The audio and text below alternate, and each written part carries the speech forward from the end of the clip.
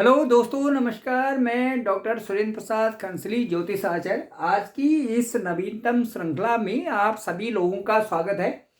आज हम शुरू करेंगे वृश्चिक राशि के लिए, स्कॉर्पियंस के लिए, और 2024 का जो साल है ये इन लोगों के लिए कैसा रहेगा। तो सबसे पहले मैं ग्रह गोचर की स्थिति के बारे में आपको बता दूं। जो वृश्चिक राशि है दोस्तों, ये चंद्र कुंडली के हिसाब से हम राशि की प्रेडिक्शन कर रहे हैं।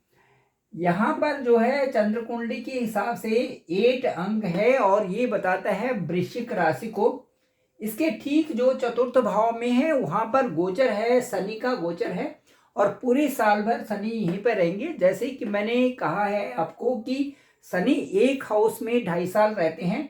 तो जो चंद्रमा से जब शनि चौथे या 8वें घर में होता है तो शनि की ढैया उस समय चलती है। तो शनि की ढैया का मतलब है कि 2.5 साल शनि ने वहाँ पर शनि की ढैया होगी। जैसे कि इस राशि में अभी शनि की ढैया 2025 तक चलेगी। तो मैं आपको ये बताना चाहता हूँ, शनि जो है चतुर्थ भाव में है, और चतुर्थ भाव होते हैं सुख का भाव होता है। और इस भाव में शनि का वैसे जो गोचर है वो बहुत अच्छा नहीं माना जाता। लेकिन अभी हम इसके बाद बताते हैं कि इस स्थान में क्या क्या चीजें शनि आपको देने वाले हैं। इसके बाद मैं बताऊंगा कि जो राहु का गोचर है वो जो ये वृश्चिक राशि है उसमें ठीक जो है 5वें स्थान में है। और 5वें स्थान का जो राहु है वो कई सारी चीजों को रोक देता है। तो 2024 में राहु की स्थिति यहीं पर रहेगी। तो इसलिए मैं अभी बताऊंगा कि राहु यहाँ पर होने से जो ये संतान का भाव भी होता है 5वां स्थान, ये विद्यार्थियों के लिए हायर स्टडीज का भी होता है, और लव रिलेशन का भी ये हाउस होता है। तो इस हाउस से क्या प्रभाव पड़ेगा ये आपको मैं अभी बताता हूँ। इसके बाद जो गुरु की स्थिति है वो वृश्चिक राशि में ठीक 6ठे घर में गुरु यहाँ पर गोचर कर रहे हैं। और 6ठे घर में भी गुरु की जो स्थिति है, गोचर करना जो 6ठा स्थान है वहाँ पर भी ठीक नहीं माना जाता।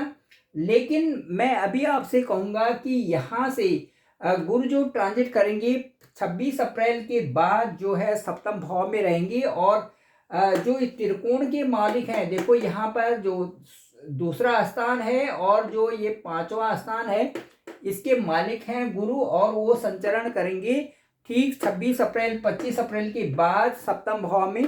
उसके बाद जो गुरु का गोचर बहुत अच्छा होने वाला है वृश्चिक राशि के लिए। ये उसके बाद जो अगला गोचर है वो केतु का है, और केतु जो है ठीक लाभ स्थान में जो वृश्चिक राशि के गोचर कर रहे हैं।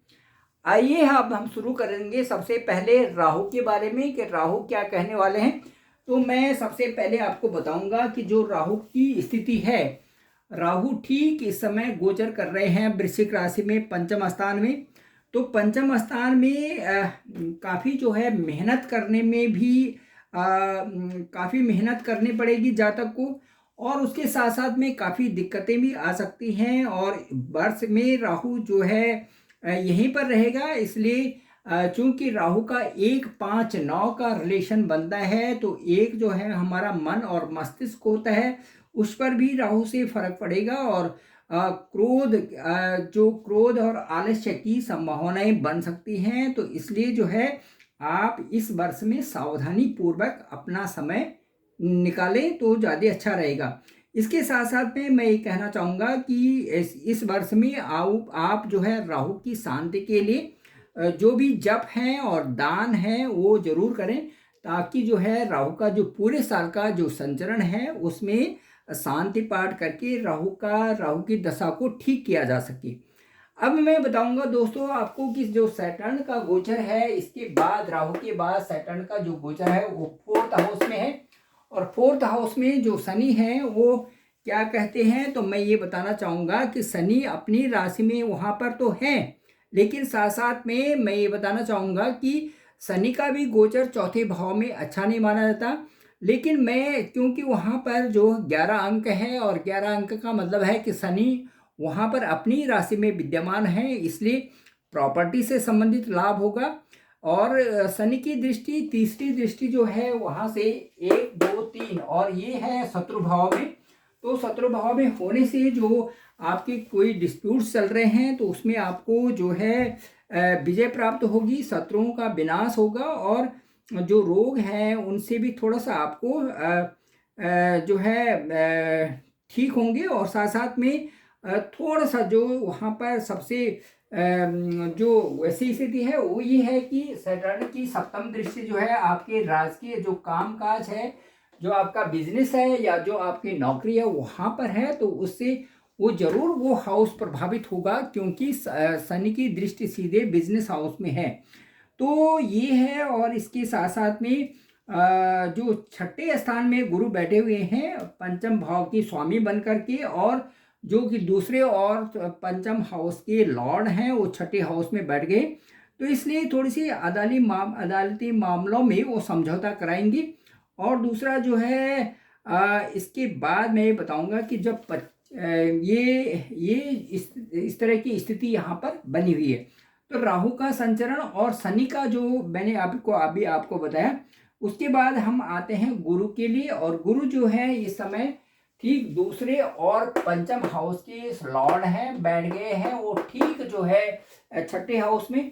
तो गुरु का क्या होगा कि जो छठे हाउस में बैठे हुए हैं तो ये रोग का घर होता है, तो इससे थोड़ा डाइजेशन के लिए आप सतर्क रहें। जो उधर से संबंधित जो प्रॉब्लम्स हैं उसके बारे में आप सतर्क रहें, और फास्ट फूड न लेकर के अपने जो है अच्छा खाना खाएं तो ज़्यादा अच्छा रहेगा।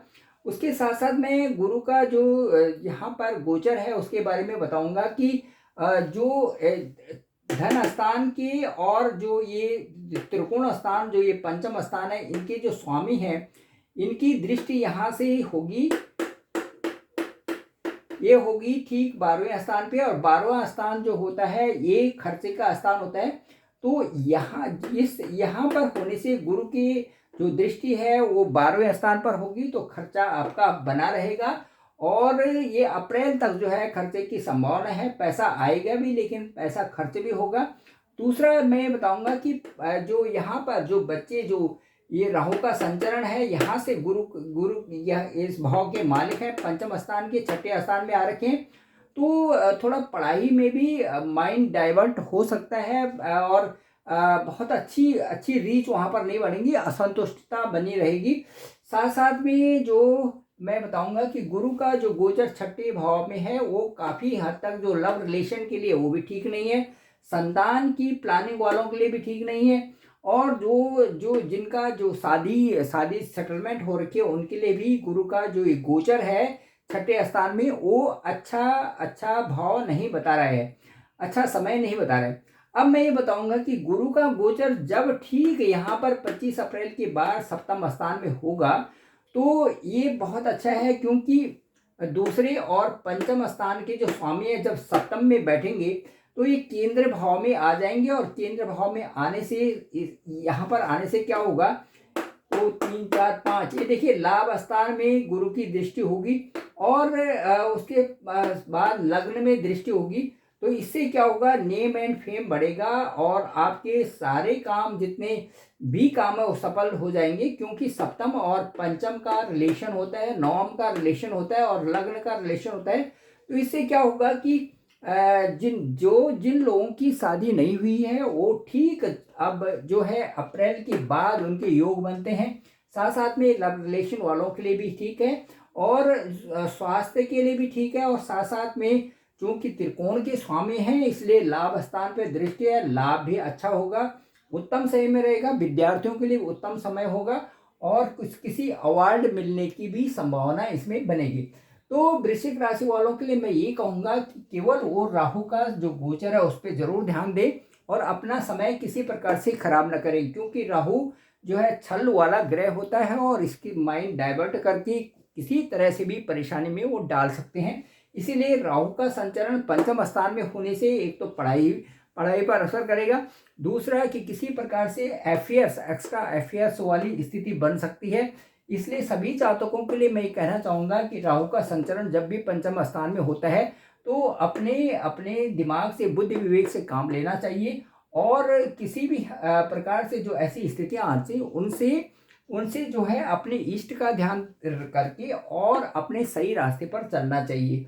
तो ये है कुल मिला के जो वृश्चिक राशि का जो गोचर है वो 2024 के लिए बहुत अच्छा है, क्योंकि मई के बाद जब गुरु संचरण करेंगे केंद्र वाले घर में 7वें स्थान में, तो ये आपके पूरी तरह से आपके पूरे साल को संभाल लेंगे और उसके बाद सारी उन्नतियां आपके साथ में होंगी, चाहे वो पढ़ाई से संबंधित हो, चाहे वो बिजनेस से संबंधित हो, क्योंकि दसम से दसवां स्थान होता है सप्तम, इसलिए बिजनेस भी अच्छा हो जाएगा और आपका नेम एंड फेम बढ़ेगा और आपकी अच्छी उन्नति होगी। Thank you very much. मैं डॉक्टर सुरेंद्र प्रसाद कंसली और डिस्क्रिप्शन पे मेरा नंबर है 9868280191। आप मुझे कभी भी कॉल कर सकते हैं और अपनी जो लग्न कुंडली है उसे मुझे भेजेंगे, तो ये उसका डिटेल भेजेंगे, तो उससे मैं आपका सही जो है उसका एनालिसिस करूँगा, ताकि आपको पूरे साल के लिए जो आपकी समय है वो कैसा हो रहा है उसके बारे में बता सकूँ। Thank you very much.